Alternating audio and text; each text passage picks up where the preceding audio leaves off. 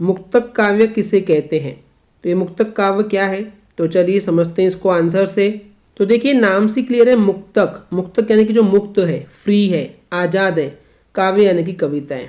तो देखिए क्या बताया जा रहा है इसमें कि काव्य यानी कि कविताओं का वह रूप जिसमें हमको एक ही छंद में, ठीक है, एक ही छंद में एक विचार, एक भाव या एक अनुभूति को बिना किसी पूर्वोपर संबंध के अपने आप में पूर्णता के साथ प्रस्तुत किया गया हो, मुक्तक काव्य कहलाता है।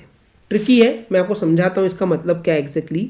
देखिए आप जो है एक कविता की रचना कर रहे हैं, ठीक है, और जब आप कविता लिख रहे हैं, मान लेता हूँ मैं यहाँ पे ऐसे कुछ लाइन्स लिख रहा हूँ कविताओं की, तो ये जो कविताएं मैं लिख रहा हूँ इसमें एक ही छंद का इस्तेमाल करूँगा और इसके पीछे एक विचार छुपा हुआ है, क्योंकि देखिए हर कविता जब हम लिखते हैं तो उसके पीछे कोई थॉट होता है, कोई विचार होता है हमारा, तो एक ही विचार को यहाँ पे दिखा रहे हैं और उसके पीछे की जो फीलिंग है वो भी एक ही है, एक फीलिंग को दिखा रहे हैं और हमारे उसके पीछे जो एक अनुभूति जो हमको एक्सपीरियंस हुआ है हम वो बताना चाह रहे हैं। लेकिन ये जो हम कविता रच रहे हैं, ऐसा नहीं कि इस कविता को समझने के लिए इसके पहले कोई आपको कविता पढ़ना पड़ेगा या इसको समझने के लिए इसके बाद आपको कोई कविता पढ़ना पड़ेगा, ऐसा नहीं है।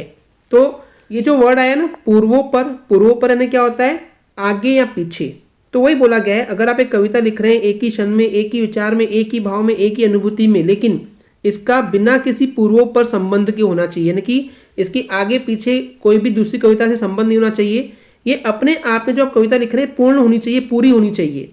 तो अगर इस टाइप से आप कोई कविता प्रस्तुत कर रहे हैं, किसी के सामने पेश कर रहे हैं, तो इसको हम बोलते हैं मुक्तक काव्य, क्योंकि मुक्त है, ये किसी पर डिपेंड नहीं करता कि इसके पहले दूसरी कविता पढ़नी पड़ेगी या इसके बाद पढ़नी पड़ेगी। जैसे जनरली क्या होता है महाकाव्य में ऐसा होता है, वो कविताएं लिखी होती है महाकाव्य में जिसमें ये डिपेंड करता है कि पहले क्या था उसके बाद क्या होने वाला है, तो वो मुक्तक काव्य नहीं है, वो महाकाव्य है।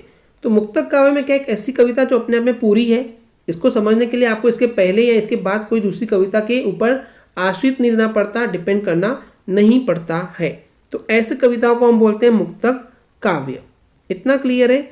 देखिए आगे क्या बोला गया है कि जो मुक्तक काव्य है वो अपने आप में पूर्ण स्वतंत्र यानी कि पूरी आज़ादी के साथ रची गई होती है।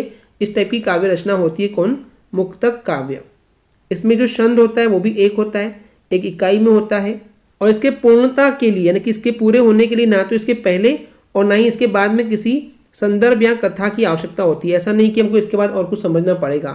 तो मुक्तक काव्य से नाम ही क्लियर है ना कि ये मुक्त है, यानी ये अपने आप में पूरी है, इसके लिए आपको दूसरी और कविता को समझने या पढ़ने की जरूरत बिल्कुल भी आपको नहीं पड़ेगी। तो ऐसे कविताओं को हम क्या बोलते हैं, मुक्तक काव्य। आई होप आपको ये क्लियर हो गया होगा। अगर आपको हमारी वीडियो से कुछ भी सीखने मिला या नॉलेज मिला तो प्लीज हमारे चैनल को सब्सक्राइब कीजिए एंड वीडियो को लाइक जरूर करें। आज के लिए इतना ही, थैंक यू।